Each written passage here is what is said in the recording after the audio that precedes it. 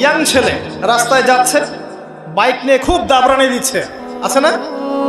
হঠাৎ accident, dead, spot dead. এটা দুনিয়ার জীবনটা। দুনিয়ার জীবনকে প্রাধান্য দেয়া যাবে না। ওয়ামা হাদিহিল হায়াতুদ দুনিয়া ইল্লা মাতাউল গুরুর, সম্পূর্ণ মরীচিকা। মরীচিকা দেখেছেন? দুনিয়ার জীবন যে কি জিনিস, যারা আল্লাহর পথে পরীক্ষার সম্মুখীন হয়েছে ওরা জানে।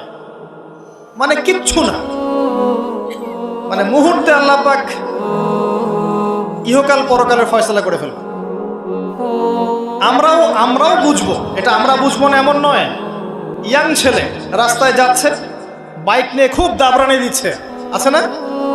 হঠাৎ অ্যাক্সিডেন্ট, ডেড, স্পট ডেড। এটা দুনিয়ার জীবনটা। সারা জীবন দুনিয়ার পিছনে ছুটেছে, শেষ বয়সে হতাশ, কিছুই পেলাম না। পাবে না, কারণ আল্লাহর পথে না চললে শেষ বয়সে গিয়েও কিছু পাবেন না। যন্ত্রণা, হতাশা, গ্লানি ছাড়া। তখন দেখবেন আত্মহত্যা করে শেষ, ডেড। দেখবেন অনেক প্রতাপশালী বাচ্চা বড় বড় লেকচার দিচ্ছে, হঠাৎ রাস্তায় হাঁটতে হাঁটতে ডেড। সারাদিন রাত জেনা করেছে, মদ খেয়েছে, জেনা ছড়িয়েছে সমাজে, নগ্নতা, অশ্লীলতা ছড়িয়েছে, ভাইরাস, মহামারী দিয়ে শেষ। দুনিয়ার জীবন কি জীবন! চোখের সামনে অহরহ এগুলো ঘটনা দেখছি আমরা। যাচ্ছে খুব সাদা আহ্লাদ করে, বর বিয়ে করতে যাচ্ছে, কার অ্যাক্সিডেন্ট, শেষ, ডেড। কিছু সাহাবী তো এমনও ছিলেন, বদরের যুদ্ধ করতে এসেছেন, হাতের মধ্যে কিছু খেজুর আছে, খেজুর খাচ্ছেন, খোরমা খেজুর খাচ্ছেন। তখন নবী সাল্লাল্লাহু আলাইহি ওয়াসাল্লাম দাঁড়িয়ে ভাষণ দিচ্ছেন যে ওয়াসাবিকু ইলা মাগফিরাতিম মির রাব্বিকুম ওয়া জান্নাহ। ওই যে আয়াতটা আছে, তোমরা এগিয়ে চলো তোমাদের রবের ক্ষমার দিকে এবং জান্নাতের দিকে। আরদুহা কাআরদিস সামাই ওয়াল আরদ, যার প্রশস্ততা আসমান এবং জমিনের সমান। সাহাবী খেজুর খেতে খেতে খেজুরটা ফেলে দিলেন। আরেকজন সাহাবী জিজ্ঞাসা করলেন যে খেজুরটা ফেলে দিলেন কেন? তিনি বলছেন এই খেজুরগুলো খেতে অনেক সময় লেগে যাবে। নবী সাল্লাল্লাহু আলাইহি ওয়াসাল্লাম এমন কথা বলেছেন, এটা শোনার পরে আমি আর এক সেকেন্ড নষ্ট করতে যাচ্ছি না। খেজুর ফেলে দিয়ে যুদ্ধে ঝাঁপিয়ে পড়লেন, দেন শহীদ হয়ে জান্নাতে চলে গেলেন। তারাও তো মৃত্যুর স্বাদ গ্রহণ করেছেন, তাই না? সুমাইয়া রাদিয়াল্লাহু আনহা, আবু জাহেল তাকে নির্যাতন করছে, তার লজ্জাস্থানে বর্ষা ঢুকিয়ে দিয়ে, চিন্তা করতে পারেন, লজ্জাস্থানে বর্ষা নিক্ষেপ করে হত্যা করল। সুমাইয়া রাদিয়াল্লাহু আনহা দেখতে কালো বর্ণের, চেহারা সুন্দর নয়, হয়তোবা আপনার মতো সুন্দর নয়, জান্নাতে এখন হাসছে ইনশাআল্লাহ তাআলা। তার স্বামী ইয়াসের, আবু জাহেল তাকে পিটাতে মেরে ফেললো, সে মারা গেল, শহীদ হয়ে গেল। অনেক ওলামায়ে কেরামকে, ইমাম, মুস্তাহিদ, মুহাদ্দিস দেখবেন সারাটা জীবন এত মেহনত করেছেন দিনের জন্য, বিয়ে শাদী করার সময় পান নাই। এমনও আছেন ইমাম এবং মুহাদ্দিস, জীবন তো তাদেরও ছিল। শুধু সাহাবী কেন, তাবেঈদের দিকে তাকান, তাবেঈন তাকান, আমাদের 4 ইমামের দিকে তাকান। আবু হানিফা রাহিমাহুল্লাহ শেষ বয়সে জেলখানায়, কথিত আছে বিষ প্রয়োগে তাকে হত্যা করা হয়েছে। তার টাকার অভাব ছিল না, তিনি কিন্তু আমার মতো হতদরিদ্র ছিলেন না। আল্লাহ পাক তাকে সম্পদও দিয়েছিলেন, সমস্ত সম্পদ বিলিয়ে দিয়েছেন দিনের জন্য। ইমাম শাফিঈ রাহিমাহুল্লাহ, তার দিকে তাকান। আহমদ বিন হাম্বল রাহিমাহুল্লাহ, তার দিকে তাকান। তাকে পিটানো হচ্ছে আর বাগদাদের রাস্তায় ঘোরানো হচ্ছে, কারণ সমাজের মানুষ ফতোয়া দিয়েছে একটা, তিনি ফতোয়া দিয়েছেন আরেকটা। ওই যে হিল্লা প্রথা আর ঠিকা বিবাহ নিয়ে আর কি। তিনি বলছেন ইলামু ইয়া আহলা বাগদাদ, হে বাগদাদের মানুষরা জেনে রাখো যে আমি কশ্চিনকালেও এই প্রথাকে জায়েজ করলাম না। তোমরা চিনে রাখো যে আমার নাম আহমদ।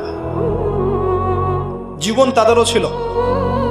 ইমাম মালিক রাহিমাহুল্লাহ, তাকে এত মার দেওয়া হয়েছিল, হাত বাঁধতে পারতেন না নামাজের মধ্যে, নামাজে হাত বাঁধতে পারতেন না। সাহাবীদের থেকে নেন, তাবেঈ থেকে নেন, তাবেঈ থেকে নেন, মুস্তাহিদ ইমাম থেকে নেন, দুনিয়ার জীবন তারাও কিন্তু ভোগ করেছেন, আর আমরাও ভোগ করছি। আমাদের ভোগের সিস্টেমটা দেখেন, তাদের ভোগের সিস্টেমটা দেখেন।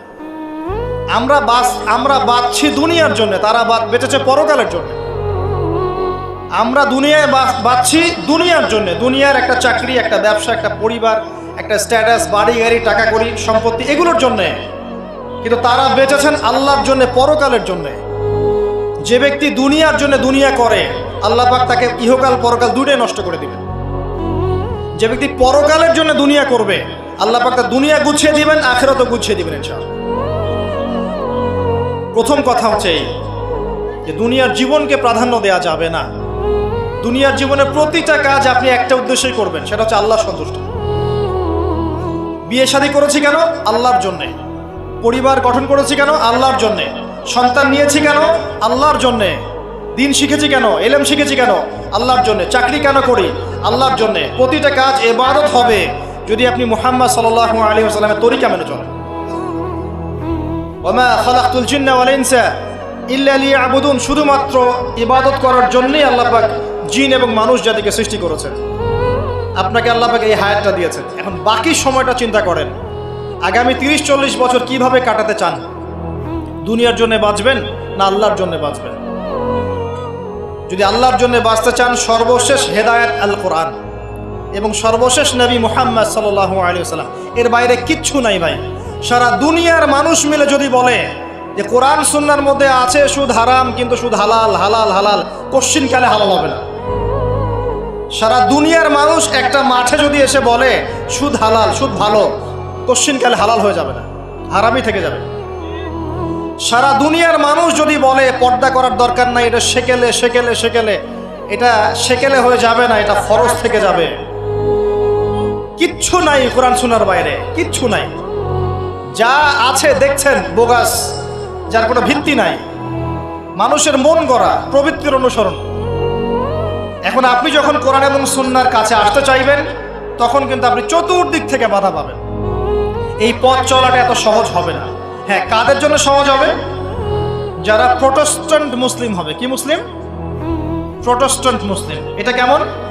মানে ওটাও ঠিক এটাও ঠিক, সুদ খেলেও হয় না খেলেও হয়, পর্দা করলেও হয় না করলেও হয়, নামাজ পড়লেও হয়, মাঝে মাঝে ছাড়লেও হয়, যাকাত দিলেও হয় না দিলেও হয়।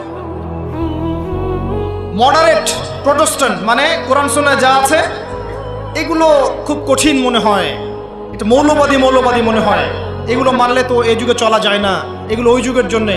এরকম ভার্সনে যারা চিন্তা করবে তাদেরকে কষ্ট পেতে হবে না। তারা দেখবেন কষ্ট না করেই দুনিয়ার জীবন কাটিয়ে দিচ্ছে, ওদের কোনো বাধা বিপত্তি আসবে না। আপনি যখন কোরআন সুন্নাহকে আঁকড়ে থাকবেন, কেমন করে আঁকড়ে থাকবেন? মারির দাঁত দিয়ে কামড়ে থাকবেন, নবীজি বলেছেন। মারির দাঁত দিয়ে কামড়াতে বলেছেন, সামনের দাঁত দিয়ে কামড়ালে ছটকে যাবে, টান দিলে ছিঁড়ে যাবে। মারির দাঁতে কামড় দিলে, টান দিলে সহজে ছিঁড়বে না। এভাবে থাকলে আপনার বাধা আসবে। এখন আপনার সামনে দেখবেন আপনি কিছু ফিতনা এবং কিছু সলিউশন। আপনি নিয়াত করেছেন যে আপনার যে গুনাহগুলো হয়েছে এগুলো থেকে আপনি তওবা করবেন ইনশাআল্লাহ। আগামী দিনগুলো আপনি কোরআন এবং সুন্নাহ অনুসারে চলবেন। এই কথার সাথে একমত আছেন তো? এখন চলতে গিয়ে দেখবেন যে আপনি কিছু স্পষ্ট বিষয় দেখতে পারবেন যেগুলোর সাথে আসলে কোরআন সুন্নাহর খুব একটা মিল পাওয়া যাবে না। আপনি দেখবেন স্পষ্ট শিরক করছে মুসলিমরা, আপনি দেখবেন স্পষ্ট বেদাত করছে, আপনি দেখবেন হারাম খাচ্ছে। মুসলিম যুবকরা মাদক, পর্নোগ্রাফি, জেনা, ফ্রি মিক্সিং, আপনার জুয়া, ক্যাসিনো, এই যে আপনার টিকটক প্রজন্ম, এগুলো নিয়ে ব্যস্ত আছে। আপনি স্পষ্ট দেখবেন মেয়েরা বেহায়ের মতো ঘুরে বেড়াচ্ছে। আপনি স্পষ্ট দেখবেন যে আপনি হালালে থাকলে চাকরি পাচ্ছেন না। আপনি স্পষ্ট দেখবেন পরিবারের লোকজন কথা শোনে না। আপনি এমনও দেখবেন ওলামায়ে কেরামের মাঝে ঐক্য নাই, এমন দেখবেন। আপনি এমনও দেখবেন যে মানুষ দিনকে দুনিয়ার বিনিময়ে বিক্রি করে দিচ্ছে। আর এমন দেখবেন যারা আপনার উপরে আছে তারা দিন সম্পর্কে তেমন কোনো জ্ঞান রাখে না। এমন জটিল পরিস্থিতিতে আপনি কি করবেন তখন? এরপরে আপনি যখন বিশ্বের দিকে তাকাবেন তখন দেখবেন বিশ্বের সমস্ত পরাশক্তিরা ঐক্যবদ্ধ ইসলামের বিরুদ্ধে। বিশ্বের সমস্ত বড় বড় পরাশক্তিরা ঐক্যবদ্ধ ইসলামের বিরুদ্ধে। দেখবেন আপনি ইসলামের কোনো খিলাফা নাই, দেখবেন কোনো ইমাম নাই, কোনো আমির নাই, কোনো জামাআ নাই। দেখবেন আপনি সেই রকম সলফে সালেহিনদের যুগের মতো শৌর্য, বীর্য, ব্যক্তিত্ব, গায়রাত কিছু নাই। মনে হবে যেন আমরা দাসত্বের শৃঙ্খলা আবদ্ধ হয়ে গেছে। তখন আপনি কষ্ট পাবেন মনে মনে। আপনার মধ্যে ঈমান থেকে থাকলে আপনি কষ্ট পাবেন, ভিতর থেকে কষ্ট ফিল করবেন। যদি প্যারালাইজড রোগী হয়ে থাকেন তাহলে কষ্ট ফিল করবেন না। চেতনা থাকে দিনের, কষ্ট ফিল করবেন। তখন আপনার স্ট্রাগল শুরু হবে। তখন আল্লাহ যদি আপনাকে বুঝ দেন, আল্লাহ দেখবেন আপনি কি করেন। আপনার মেধা দিয়ে আল্লাহ আপনি কি করেন, আপনার অর্থ দিয়ে আপনি কি করেন, আপনার হায়াতটা দিয়ে আপনি কি করেন, আপনার এই যে জনবল দিয়ে আপনি কি করেন, আল্লাহ আপনাকে যা দিয়েছেন তা দিয়ে আপনি দিনের জন্য কি করছেন আল্লাহ পাক তখন দেখবেন। এই জায়গায় আমি আপনাকে কিছু সলিউশন বলছি। এটা শুধু আপনাকে বলছি তা নয়, আমি নিজেও এটা ফিল করি, লালন করি। আর আমি এমন কিছু বলবো না যা আমি নিজে আপনার জন্য পছন্দ করি না। যেটা আমি নিজের জন্য পছন্দ করি সেটাই আপনাকে বলবো। প্রথম কথা, এখানে আপনাকে গাইডেন্স দিবে আল কোরআন। এরকম সিচুয়েশনে আপনাকে পথ দেখাবে অনলি আল কোরআন। এরপর নবী সাল্লাল্লাহু আলাইহি ওয়াসাল্লামের হাদিস। এখানে আপনার দায়িত্ব আসবে প্রথমত কোরআন পড়া শিখতে হবে। প্রথম কাজটা কি ভাই? কোরআন পড়া শিখতে হবে, তেলাওয়াত শিখতেই হবে, নিয়মিত তেলাওয়াত করতে হবে। একটা দিন যাবেন আপনার জীবনে যে কোরআন তেলাওয়াত আপনি করেন না, ইনশাআল্লাহ। বেশি থেকে বেশি করবেন, বেশি থেকে বেশি। আমার পরামর্শ হচ্ছে দিনে এক পারা করে করার চেষ্টা করুন। এরপর দায়িত্ব চলে আসবে আপনার কোরআন বোঝা। আপনি কিছু অংশ মুখস্থ করবেন, হিফজ করবেন, অর্থটা বোঝার চেষ্টা করবেন, কোরআনের ভাষাটা শেখার চেষ্টা করবেন। এর সব কিছু আপনি বুঝতে পারবেন না, তখন কি করবেন? আলেম ওলামার কাছে যাবেন, তাদের সোহবতে গিয়ে পড়ে থাকবেন। যে বিষয়টা বুঝতে পারছেন না জিজ্ঞাসা করে জেনে নেবেন। ফাসআলু আহলা যিকরি ইন কুনতুম লা তা'লামুন। এরপর কোরআনের আদেশ নিষেধগুলো আপনি মেনে চলবেন, নিজের পরিবারে এবং নিজের অধীনস্থদের মধ্যে। এরপরে আপনি থেমে যাবেন না। কোরআনের দাওয়াত আপনি যতটুকু জানেন এটা মানুষের কাছে প্রচার করবেন। মাদ্রাসা করবেন, মসজিদ আবাদ করবেন, মক্তব চালু করবেন, কোরআনের একটা রেভলিউশন ক্রিয়েট করবেন। কোরআনের জন্য আপনার জান মাল অর্থ বিলিয়ে দিবেন। ওই একটা ছোট্ট কাজ দেখবেন পরকালে জান্নাতে যাওয়ার ওসিলা হয়ে গেছে ইনশাআল্লাহ। তারপরে আপনি সুন্নতকে পাবেন। ওই সুন্নতের উপরে আপনার 24 ঘন্টাকে সাজাবেন। দিন রাত প্রতিটা আমল আপনি সুন্নাহ অনুযায়ী করার চেষ্টা করবেন। এরপরে গিয়ে আপনার দায়িত্ব আরো বাড়বে। এরপর দায়িত্ব চলে আসবে উম্মাহ কেন্দ্রিক। আপনার তাজকিয়া অর্জন করতে হবে, আত্মশুদ্ধি অর্জন করতে হলে সবসময় পরকালের ফিকির করতে হয়, মৌতের স্মরণ করতে হয়, বেশি বেশি কোরআন তেলাওয়াত করতে হয়, এতিমের মাথায় হাত বোলাতে হয়, আপনার সাদাকা বেশি বেশি করতে হয়, মাঝে মাঝে রোজা রাখতে হয়। এগুলো করতে থাকলে আল্লাহর জিকির বেশি বেশি করতে হয়, আল্লাহর ধ্যান করতে হয়, আল্লাহকে ডাকতে হয়, দোয়া করতে হয়, আত্মশুদ্ধি অর্জন হবে। একই সাথে আপনার অন্তর থেকে হিংসা, বিদ্বেষ, এই যে গীবত, রিয়া, অহংকার, সমালোচনার সংস্কৃতি দূর করতে হবে। মনের মধ্যে অহংকার, হিংসা, বিদ্বেষ থাকলে আল্লাহর নূর পাওয়া যাবে না, তখন তাজকিয়া অর্জন হবে না। আল্লাহর নূর না আসলে আপনি খিজির হতে পারবেন না, যে অনেক দূর পর্যন্ত দেখতে পারে। সূরা কাহফের মধ্যে ঘটনা পাবেন। আর এই শেষ জামানায় টিকতে হলে আপনাকে খিজির হতে হবে, দূর পর্যন্ত দেখতে হবে। শোনেন, দূর পর্যন্ত দেখতে না পারলে বর্তমানকে মনে হবে ভবিষ্যৎ। এখন যে ফিতনাময় পরিবেশে বসে আছে এটা বর্তমান, এটা ভবিষ্যৎ নয়। একটা কথা বলেছিলাম বেশ কয়েক বছর আগে যে আপনার এমন একটা সময় আসতে যাচ্ছে যখন ক্যাশলেস সোসাইটি থাকবে, মানে কাগজের টাকাটাও থাকবে না। অনেক দিন আগের কথা। তখন কিছু মানুষ আমাকে বলেছিল, পরামর্শ দিয়েছিল এবং শুভাকাঙ্ক্ষী আর কি আমার। আর দিন দিন আমার শুভাকাঙ্ক্ষী বাড়ছেই আলহামদুলিল্লাহ, যে ভবিষ্যৎ বক্তা, তুমি হচ্ছে ভবিষ্যৎ বক্তা। আমি বলেছিলাম যে আমি যেটা বলেছি এটা ভবিষ্যৎ না, এটা বর্তমান। বর্তমান সম্পর্কে আপনার খবর নাই বলে বর্তমানকে আপনার ভবিষ্যৎ মনে হচ্ছে। এখন যা দেখছেন এগুলো বর্তমান, এগুলো ভবিষ্যৎ না। খুব অল্প সময়ের মধ্যে এই পরিস্থিতিগুলো দেখবেন পরিবর্তন হয়ে গেছে। আসেন, যখন ব্যক্তিকেন্দ্রিক কাজ শেষ হয়ে যাবে তখন আপনাকে উম্মাহ কেন্দ্রিক চিন্তা করতে হবে। তাজকিয়া অর্জন করে উলামায়ে কেরামের মাঝে ঐক্যের চেষ্টা করতে হবে। ঐক্যটা হবে মন থেকে সবাইকে ভাই মনে করলে পরে ঐক্য হবে। যদি মন থেকে সবাইকে নিজের ভাই মনে করতে না পারি, মুসলিম ভাই মনে করতে না পারি, ঐক্য হবে না। যদি আমি মনে করি আমি জান্নাতের ডিলার, তোমার লিজ লাগলে আসো নিয়ে যাও, ঐক্য কখনো হবে না। অনলাইনে যাবেন দেখবেন সারা দিন কাদা ছড়াছড়ি। আর এমন বিষয়গুলোকে নিয়ে আমরা কাদা ছড়াছড়ি করছি যেগুলো নিয়ে কথা না বললেও পরকালে কিছু যায় আসবে না ইনশাআল্লাহ। এমন এমন ইস্যু নিয়ে আমরা কাদা ছোড়াছড়ি করি যেগুলো নিয়ে কথা না বললেও আমার জান্নাত জাহান্নামের ফয়সালা হবে না ইনশাআল্লাহ। এগুলো ওই বিষয় নয়, মৌলিক বিষয় নয়। আর আমরা যখন এগুলো নিয়ে ব্যস্ত থাকি, ইসলামের শত্রুরা দেখবেন ইসলামকে দমন করার আরও 10 ধাপ এগিয়ে যায়। আমরা ইন্টেলেকচুয়াল হতে পারছি না, ঐক্যের চেষ্টা করতে হবে, যার যার জায়গা থেকে করতে হবে, এবং মিসাল দৃষ্টান্ত নিজেকে স্থাপন করতে হবে যে নিজে যখন সবার সাথে মিশবো তখন দেখবেন মানুষ রিসিভ করে নিবে যে হ্যাঁ উনি সবখানেই আসছে, উনি সাম্প্রদায়িক চিন্তা করছে না। বিষয়গুলো হচ্ছে উম্মাহ কেন্দ্রিক চিন্তা করতে হলে ঐক্যের বিকল্প নাই। আর এই রেসপন্সিবিলিটি আমার মতো দায়ীদের নয়, মূলত এই রেসপন্সিবিলিটিটা হচ্ছে মূলত ওলামায়ে কেরামের। তারা যখন একত্রিত হবেন, ঐক্যবদ্ধ হবেন, তাদের মধ্য থেকে দেখবেন একজন আমির বের হয়ে গেছে, এবং তিনি যখন নেতৃত্ব দিবেন তখন জনগণ তার পিছনে তাকে ফলো করবে। ধর্মতাত্ত্বিক নেতৃত্বের কথা বলছি আমি। ধর্মতাত্ত্বিক নেতৃত্ব কি পলিটিশিয়ান দিতে পারবে? কারণ পলিটিশিয়ানদের কাছে কি ধর্মের সব জ্ঞান থাকে? স্বাভাবিক থাকবে না, কারণ তারা পড়াশোনা করেন না এইভাবে, তাদের কাছে পলিটিক্সের জ্ঞান আছে। আপনি যখন ধর্মতাত্ত্বিক ঐক্যের কথা বলছি তখন ধার্মিকদেরকেই তো দায়িত্ব নিতে হবে, এবং ধার্মিকদের মধ্যে যারা স্কলার, বিজ্ঞ বরেণ্য ওলামায়ে কেরাম, তাদের মধ্যে ঐক্য প্রথম দরকার। অনুসারীদের মধ্যে ঐক্য দিয়ে লাভ নাই। প্রথমে ঐক্য লাগবে আগে বড় বড় লেভেলে, তারপরে দেখবেন জনগণ ঠিকই আলেমকে মেনে নিয়েছে। তখন আপনি দেখবেন একটা ভালো শক্তি আপনি অর্জন করতে পারছেন। আদারওয়াইজ যখন আপনি বিক্ষিপ্ত বিচ্ছিন্ন, কেউই আমাদেরকে মূল্যায়ন করেন। যতই স্লোগান দেন, শোডাউন করেন, আইওয়াশ করেন, আদতে কিন্তু কেউ মূল্যায়ন করছে না আমাদের।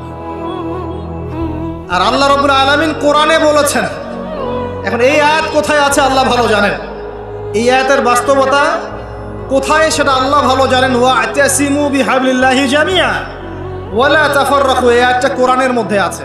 এটা কোরআনের মধ্যে আছে, আল্লাহ পাকের কিতাবের মধ্যে এই আয়াতটা আছে, ওয়া'তাসিমু বিহাবলিল্লাহি জামিআ, তোমরা আল্লাহর রজ্জুকে শক্ত করে ধরো ঐক্যবদ্ধভাবে। আচ্ছা, এটার উপরে আমল না করে আমরা যদি এড়িয়ে যাই, এটা কোরআনের অবমাননা হয় না? এটা কোরআনের অবমাননা হয় না? যখন কোরআনে স্পষ্ট বলা হচ্ছে তোমরা সুদ খেও না, তারপরেও খাচ্ছি, অবমাননা হয় না? আল্লাহ বলছেন জেনার ধার কাছেও যেও না, তারপরেও করছি, তখন অবমাননা হয় না? আমরা মানে আবেগ প্রদর্শন করার চাইতে বিবেকবান হয়ে কাজগুলো করলে বেশি ভালো হতো। কোরআনের সম্মান সর্বোচ্চ শিখরে তখনই পৌঁছাবে যখন এর আদেশ নিষেধের উপর আমল করা হবে, এবং আমরা আমল করে দেখাতে পারবো, এবং ইনশাআল্লাহ আমরা পারবো। যদি কেউ পারে পৃথিবীতে, শুধু মুসলিমরাই পারবে ইনশাআল্লাহ। এবং মুসলিমদের মধ্যে যারা পারবে না, আল্লাহ পাক ওদেরকে সরিয়ে দিবেন, নতুন প্রজন্ম আল্লাহ পাক নিয়ে আসবেন ইনশাআল্লাহ। যুব সমাজ পারবেই, পরবর্তী তরুণ প্রজন্ম এবং আগামী ছোটদের প্রজন্মরা পারবেই ইনশাআল্লাহ। যদি কেউ পারে, এরাই পারবে ইনশাআল্লাহ। ইনশাআল্লাহ দেখবেন আমাদের মতো মানুষদেরকে দিয়ে যদি কাজ না হয়, আল্লাহ পাক আমাদেরকে সরিয়ে দিবেন, দিয়ে এমন এমন মানুষ আল্লাহ পাক তৈরি করবেন যারা এই চেয়ারগুলোতে বসে কোরআন সুন্নাহকে হাতে নিয়ে বিশ্বকে নেতৃত্ব দেবে ইনশাআল্লাহ। আসবে এক সময়, অপেক্ষা করতে থাকেন। কারণ আমরা আখিরুজ্জামানের হাদিসগুলো সম্পর্কে জানি, একটা সময় চলছে মুসলিমদের ডমিনেশনের সময়। এরপর একটা সময় আসবে যখন মুসলিমরাই এই বিশ্বকে নেতৃত্ব দেবে ইনশাআল্লাহ। ইসলামই হবে এই বিশ্বের একমাত্র সুপার পাওয়ার। আল্লাহ রাব্বুল আলামিন ওই জেরুজালেম থেকেই আরও একবার কিয়ামতের আগে পুরো বিশ্বে ইসলামী খেলাফা বাস্তবায়ন করবেন ইনশাআল্লাহ। এটা প্র্যাকটিক্যালি আপনার আমার কিছু কাজ আছে, ইলম অর্জন করা আমাদের কাজ। আমাদের এত বড় বড় কাজ নাই, আমাদের যতটুকু সামর্থ্য এতটুকু কাজ আছে। আমাদের কাজ আগে ইলম অর্জন করা, আমাদের কাজ জানা অনুযায়ী আমল করা, উলামায়ে কেরামের সাথে সম্পর্ক রাখা, মাদ্রাসার সাথে সম্পর্ক রাখা, জ্ঞানের চর্চা করা, হালাকাগুলো বাড়ানো, ইমানের চর্চা করা। আমাদের কাজ পরিবারগুলোকে সংশোধন করা। যদি কথা না শোনে ছেড়ে দেন, একক পরিবার গঠন করেন। বুঝাতে বুঝাতে যদি দেখেন যে আপনার পরিবার লুতের স্ত্রীর মতো হয়ে গেছে, বা নূহ আলাইহিস সালামের স্ত্রীর মতো হয়ে গেছে, তার ছেলের মতো কথা শোনে না, ছেড়ে দেন, আপনি আলাদা থাকেন। তাও ইমানের সাথে আপোষ করেন না। আসহাবুল কাহফ সমাজ, পরিবার সব ছেড়ে দিয়ে চলে গেছে। চলে যায় না? সব ছেড়ে দিয়ে চলে গেছে। যখন কেউ কথা শোনে না, একাই থাকতে হয় আল্লাহর রজ্জুকে ধরে। আল্লাহ পাক ইব্রাহিম আলাইহিস সালামকে বলেছেন, তুমি একাই একটা উম্মাহ। ইব্রাহিম, তুমি একাই একটা উম্মাহ। তো আমাদের কিছু কাজ আছে ভাই, ইমানের চর্চা করা, ইলম অর্জন করা, ওলামায়ে কেরামের সোহবতে যাওয়া, তাজকিয়া, আত্মশুদ্ধি অর্জন করা, অন্তরে আল্লাহর নূর পাওয়ার চেষ্টা করা, বেশি থেকে বেশি ইবাদত করতে থাকা, সময়কে মূল্যায়ন করা, সময়কে মূল্যায়ন করা, জীবনটা গুছিয়ে নেওয়া। কারণ আমি এখানে থাকতে আসিনি, আমি আপনি এখানে থাকতে আসিনি। আজকে থেকে 50 বছর পরে, 100 বছর পরে এখানকার একটা মানুষও বেঁচে থাকবে না। এখানে আমরা বসে আছি যারা, কেউ থাকবে না, এই বিশ্বের কোনো নেতা থাকবে না। আজকে থেকে 100 বছর পরে এই ন্যাটো, জাতিসংঘ, হাবিজাবি কিচ্ছু থাকবে না। আপনি বিশ্বের যত পরাশক্তি দেখছেন এগুলো কিচ্ছু থাকবে না ইনশাআল্লাহ। এই পৃথিবীর যে মানুষগুলো এখন বেঁচে আছে 100 বছর পর কেউ থাকবে না। এখন মনে হচ্ছে এরাই সব, এগুলো সব না। 100 বছর, জাস্ট 100 বছর। আরে কিয়ামতের মাঠই তো হবে 50,000 বছর। কিয়ামতের মাঠ কত বছর? এই তুলনায় 100 বছর কিছু সময়? আল্লাহর কাছে 100 বছর কোনো সময় না। 100 বছর পর কিচ্ছু থাকবে না, কোনো আমি আপনি কেউ না, আমি আপনি কেউ থাকবো না। তো এই দুনিয়ার জীবনটাকে মূল্যায়ন করেন, গুছিয়ে নেন। আপনি জীবনের প্ল্যান করেন, আগামী 5 বছর আপনি কি করতে চাচ্ছেন, কতটুকু পড়তে চান, কি কি সনদ অর্জন করতে চান, কোন কোন বই আপনার পড়া হয়নি। আগামী 5 বছরের মধ্যে আপনার একটা ভালো জব দরকার, কি জব করবেন আপনি, যেটা করলে আপনি হালাল খেতে পারবেন। কত বছর আপনি বিয়ে করতে যাচ্ছেন এবং বিয়ের পর আপনি কিভাবে সন্তান প্রতিপালন করবেন। যখন আপনার বয়স 50 হবে তখন আপনার ছেলের বয়স কত হতে পারে, প্ল্যান করতে হয় জীবন সম্পর্কে। এবং আমি সেভ করব সম্পত্তি ভবিষ্যতের জন্য, কিসে সেভ করব? আমি এমন সম্পত্তি যদি সেভ করি, জমাই, যেটার মূল্য সামনে গিয়ে কমে যাবে, তাহলে আমি ঠকব। যদি আমি এমন সম্পত্তিতে সেভ করি যেগুলোর মূল্য বাড়বে, আমি জিতব। জীবনকে নিয়ে প্ল্যান করতে হয়। এবং এই সময়টুকুতে আমি দিনের জন্য কি করতে চাই, দিনের জন্য আমি কতটুকু করতে চাই। আমার দ্বারা কি একটা মসজিদ করা সম্ভব না? আমার দ্বারা কি একটা মাদ্রাসা করা সম্ভব না? আমি কি একটা এতিম প্রকল্প করতে পারি না? আমি কি একটা বিধবাদের প্রজেক্ট করতে পারি না? আমি কি একটা মা বোনদেরকে নিয়ে সেলাই মেশিনের কোনো প্রজেক্ট করতে পারি না? আমি কি মানব সেবামূলক কিছু কাজ করতে পারি না? ছোট্ট একটা সামাজিক সংগঠন করতে পারি না? কিছু একটা তো করতে পারি আমি। আল্লাহ পাক কি আমাকে কোনো প্রতিভাই দেন নাই? আল্লাহ পাক কি আমাদেরকে কোনো প্রতিভা দেন নাই? একজন আলেম হয়ে আমি কি 100-200 ছাত্র বের করতে পারি না? একটা বড় এমন একটা প্রতিষ্ঠান কি করতে পারি না যেখান থেকে বছরে বছরে মাশাআল্লাহ বিশ্ব বরেণ্য আলেমরা বের হবে? পারি না? কিছু তো পারি। আল্লাহ পাক কিছু তো শক্তি আমাকে দিয়েছেন। আল্লাহ পাক তো বলেননি আমাকে এখন অস্ত্র নিয়ে নামো মাঠে, বলেছেন? আমার তো পরিবেশই নাই। বাংলাদেশের মানুষ 90% মুসলিম বলছি আমরা, দেখবেন 80% নামাজ পড়ে না, দেখবেন 80% কোরআন পড়তে জানে না, যাকাত দেয় না, পর্দা করছে না, যুব সমাজের জীবনের উদ্দেশ্য ঠিক নাই, সারা দিন রাত অপসংস্কৃতি নিয়ে পড়ে আছে। এখন বেসিক কাজগুলো না করে কি আপনি বড় রেজাল্ট পাবেন? কখনো না। এই বেসিক কাজগুলো আমরা করতে পারি। এবং সবচেয়ে বড় একটা কাজ হচ্ছে আমাদের জায়গা থেকে উম্মার মাঝে ফাটল সৃষ্টি না করে ইউনাইটেড করার চেষ্টা করা যায়। আর আমাদের পরবর্তী প্রজন্ম, স্পেশালি এই তরুণদের প্রজন্ম, তরুণীদের আর আমাদের পরের ছেলে মেয়ে যারা আসবে, সোনামণি, এদেরকে আপনি আগামী বিশ্বের জন্য তৈরি করেন। এটা বড় চ্যালেঞ্জ। বড় বড় আলেম তৈরি করেন। দেখেন দিন দিন আলেমদের সংখ্যা কমে যাচ্ছে। আমার মতো নগণ্য মানুষকে যখন এই চেয়ারে বসে কথা বলতে হয়, তখন তো আমি বুঝতে পারছি যে আলেমের সংখ্যার আজকে কি অবস্থা। আমি তো আলেম নই, কথা বলতে হচ্ছে। কিছু মানুষ আমার কথা শুনছে, তার মানে বুঝতে পারছি আলেমদের সংখ্যা কত কম। বড় বড় ওয়ার্ল্ড রিনাউন্ড আলেম তৈরি করতে হবে। ইমাম বুখারীর মতো, আবু হানিফা রাহিমাহুল্লাহর মতো, আহমদ বিন হাম্বলের মতো কে তৈরি করবে? এটা কি আমার পক্ষে করা সম্ভব? একার পক্ষে করা সম্ভব? নিঃসন্দেহে একটা কমিউনিটি দরকার। সবার মাঝে দিনের ফিকির তৈরি করতে হবে যে আমার সবচেয়ে ইম্পর্টেন্ট জিনিস এই পৃথিবীতে আমার দিন, আল্লাহর দিন। এর চেয়ে ইম্পর্টেন্ট কিছু নাই আমার জন্য। সব কিছু পরে, দিন আগে। দিনকে এগিয়ে নিতে হবে, আমাকে চ্যালেঞ্জ গ্রহণ করতে হবে। এরকম চিন্তা ফিকির লালন করলে পরেই তো রেজাল্ট আসবে, নাহলে তো আসবে না। দেখেন আমরা আমাদের মতো মানুষ যারা আছে এরা একটা জাতিকে নেতৃত্ব দিতে পারবে না, তো প্রবলেমসগুলো ধরিয়ে দিতে পারে, হয়তো সর্বোচ্চ সলিউশনে কিছু পথ বলতে পারে, তো বাস্তবতা হচ্ছে এই যে কাজগুলো জনগণকেই করতে হবে। আর এই যে একদিন আসলাম, একটা কথা বললাম, চলে গেলাম, আদতে কোনো ফলাফল নাই। একদিন আসলাম, একটা মাহফিল করলাম, যেভাবে আসছি এভাবে চলে গেলাম, আদতে কোনো ফলাফল হবে না। যদি হ্যাঁ এই কথাগুলো মানুষের মনের মধ্যে গেঁথে যায় এবং আগামীর পৃথিবীর জন্য তারা প্রস্তুতি গ্রহণ করতে পারে, তখন গিয়ে কথা ফলবে। আসুন আইওয়াশ, শোডাউন এবং আবেগী জাতি না হয়ে আমরা বিবেক দিয়ে চিন্তা করি, উম্মার অবস্থা চিন্তা করি, বৈশ্বিক অবস্থা চিন্তা করি, ভাবি। বারবার একটা কথা বলি আমি, একটা দেশের মধ্যে সরকার, প্রশাসন, জনগণ, আলেমোলামা, যুবক শ্রেণী, মহিলারা, শিশুরা, এরা সবাই একটা দেহের মতো, একটা বডির মতো। এরা সবাই একে অপরের পরিপূরক, একে অপরের ভাই, সবাই মুসলিম। এখানে কেউ কারো শত্রু না। আমরা যদি একে অপরকে শত্রু মনে করে ভুল করব, তখন আমাদের শত্রুরা সুযোগ পেয়ে যাবে। আমরা সবাই একে অপরের পরিপূরক, সবাইকে নিয়ে, দেশকে নিয়ে, জাতিকে নিয়ে, উম্মাকে নিয়ে এগোতে হবে। আল্লাহ পাক আমাদের যুব সমাজকে বোঝার তৌফিক দান করুন, আমিন।